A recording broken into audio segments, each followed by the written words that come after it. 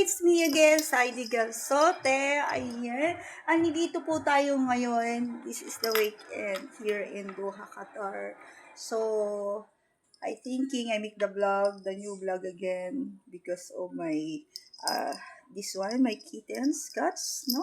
So, the owner of the rooms, he want to throw because it's not allowing here in my rooms. But since I think 1 month to 2 months, this one, I saw in the outside. So, now I take care of her, but now, this is time around to throw this one. Grabe.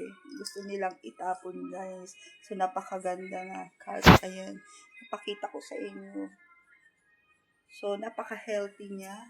Sa tagal ko nang nag-aalaga as a cat lover and rescuer here in Doha, no, D1 to 2. So, talagang cat lover po ako. So, ayan siya. If I have expenses or money, this one I will send in the Philippines, but for now too much crazy. So I'm sorry, MC. Ayan. So, abangan nyo po ang aking mga susunod para sa pangyayari ng aking kittens. Ayan. Ito lang ang aking libangan dito sa aking small rooms, no?